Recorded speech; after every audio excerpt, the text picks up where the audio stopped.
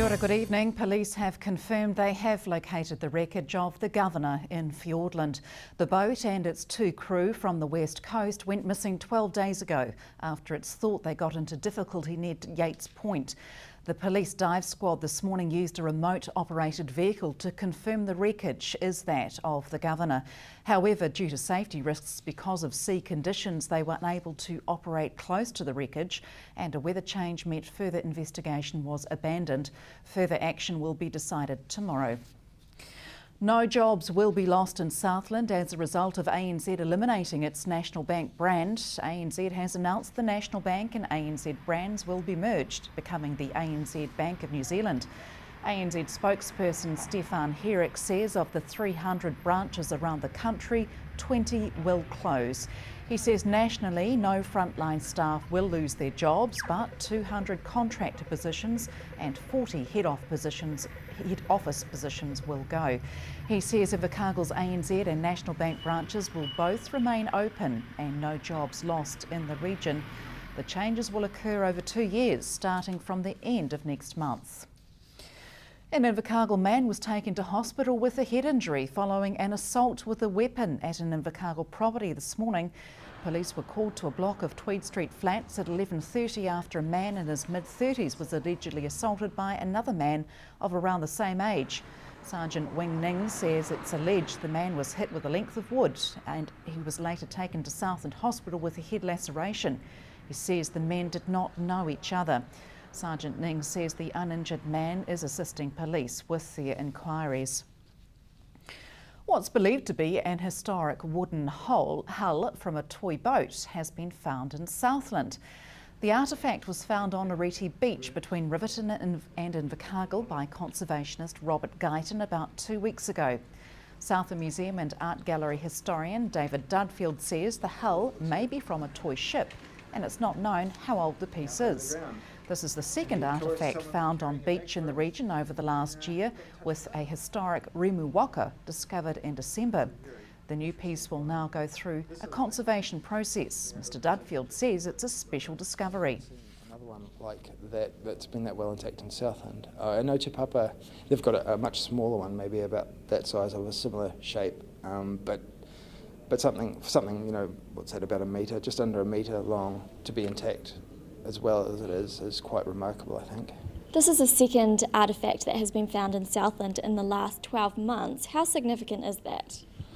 I think it's you could have a chat to Robert about environmental changes and changing levels of tides and things, maybe uncovering things that haven't been there before. The waka that was found late last year, it was found in the similar sort of tidal zone, so whether that means the tides are rising or erosion on the coast, I'm not sure. But there may be some significance to it. It was an early start for some of Southland's sports volunteers today, with a breakfast kicking off the 2012 Sport Volunteer Awards. 9 Southland sport volunteers were nominated for their hard work. Sport Southland Chief Executive Richard Hoskin says the organisation's grateful to volunteers who put in so much time and effort to make sport happen.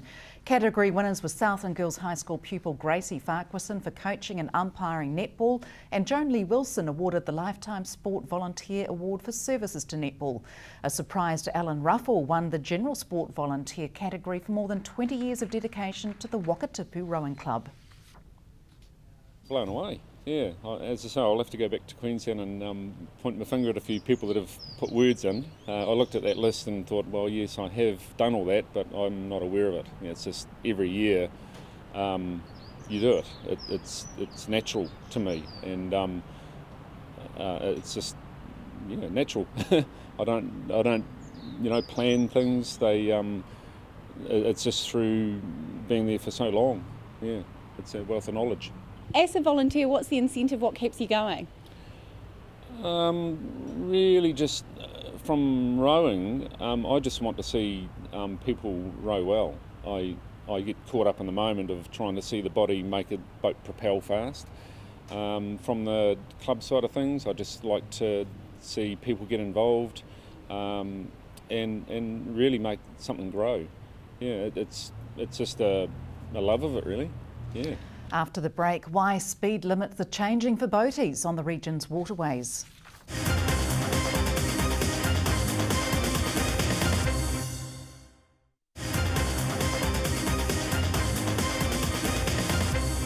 Welcome back. In breaking news, a search was underway outside the remarkable ski area boundary this afternoon after debris from an avalanche was spotted by a member of the ski area patrol. Debris was spotted on the far side of Lake Alta at approximately 2:45. It's not known exactly what time the avalanche happened, as there were no witnesses. The remarkable ski area involved emergency procedures to ensure no one was caught in the avalanche, putting a team of patrollers on the site to carry out a full probe of the debris as a precautionary measure. They are thoroughly checking the site and examining to see if there are any ski or snowboard tracks into or out of the site in accordance with safety management programs. The avalanche is believed to be approximately 1.5 metres high, 80 metres wide and 100 to 120 metres long. There have been repeated incidents of Southlanders speeding in their boats over the last year, according to Environment Southland Deputy Harbour Master Lyndon Cleaver. To the region's waterway users, changes to speed limits for boats come into effect in 4 days. Mr Lyndon says the rules are about safety. We see that there is a bit of an increase of complaints, mainly from the public and our own observations, that it's mainly coming from vessel users that are first-time boaties, that they don't know the rules with boating and what the council bylaws are. So we encourage everybody that first-time boaties to get out there and do a boating course, whether it's a day skipper or boat masters, and get to know what's expected when you're in charge of a vessel. Speed limit changes come in from the start of October. What does this mean for river users?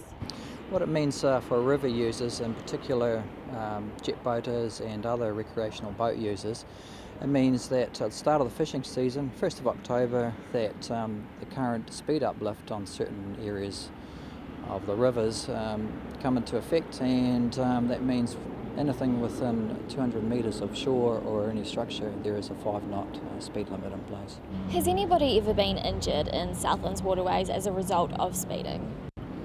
No, but I am aware that in Waikato, for instance, that there were a couple of deaths just a couple of years ago, and of course we don't want that sort of thing to happen down here, and that's part of the reason why we have air patrols to enforce the speed limits and put up various signage around the rivers. What exactly do you do to enforce the speed limits? You mentioned patrols, so how often do you go out?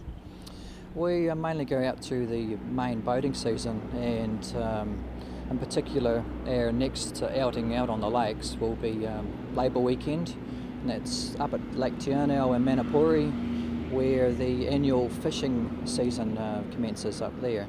So I'll have staff assisting me, and they'll be monitoring the boat ramps and checking vessels as they go in and out of the water as they're launched and recovered, and just checking to see they have safety equipment on board, that they know what the bylaws are, and it's really just an educational thing.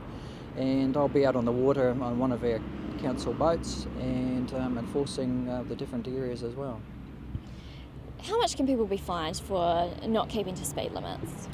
Well, the current infringement fee for vessel users is $200. That's if you exceed 5 knots within 200 metres of shore.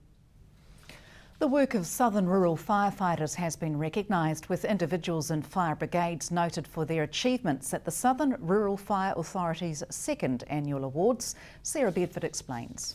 Southland's rural firefighters were recognised at the Southern Rural Fire Authority's 2nd Annual Southern Rural Fire Awards in Winton last night.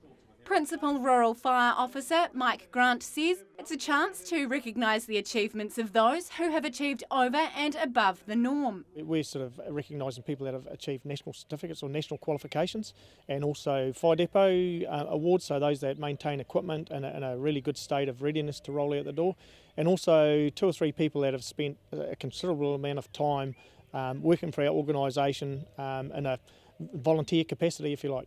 He says the awards are also a way to bring together the members whose total coverage area spans 3.5 million hectares. We work hard at fires to pull people from different agencies together, and outside of that we want to do the same. So when people know each other and know each other's strengths, weaknesses, abilities and everything else, well then when we do have to work together, we're much more effective. The Southern Rural Fire Authority has around 300 members, with around 45% of them volunteers. Among those recognised last night, Trevor Tidy for 9 years service while working in the forestry industry in Southland. Well, I'm a wee bit surprised. I just came down to catch up with the people that are here and see what was going on, like I say, catch up, yeah. Also recognised for long service, Dave Taylor, who represented the Department of Conservation on the authority's board for 10 years. It's a great acknowledgement, but I think it's really about acknowledging the success of the Fire Authority overall. We keep getting visits from other parts of the country wanting to learn how it works down here. But I really think it's about the cooperacy and the attitudes that the members of the board bring, and that's been the joy to work with and the success of it. While the award for the best kept depot went to the Athol Volunteer Rural Fire Force. Chief Fire Officer Rob Durling says it was great news for his crew. I'm quite surprised. I think it's great for the guys. They do a lot of hard work all year round, and it just gives them a bit of a boost. He says the awards give good motivation. Totally. I think these awards have been a great idea. They've been a long time coming, and it's just recognition for all the rural fire authority across the south, and I think it's a great idea. The inaugural awards were held last year and are now an annual event. Sarah Bedford, South Today News. An active and colourful fundraiser will help Winton Kindergarten develop its new play area. A class of 25 ranging in age from 5 to 50 danced for an hour and a half without stopping at a Zumba party fundraiser at Lime Hills School last night. Participants were sponsored for their efforts and raised more than $1,600 for Winton Kindergarten to be used for an outdoor water play area. Coordinator Amber Mitchell says the idea was to do something different and healthy. And coming up in sport, the Stags put on a gutsy performance to stay in semi-finals contention with a victory over Northland at Rugby Park last night. Good night.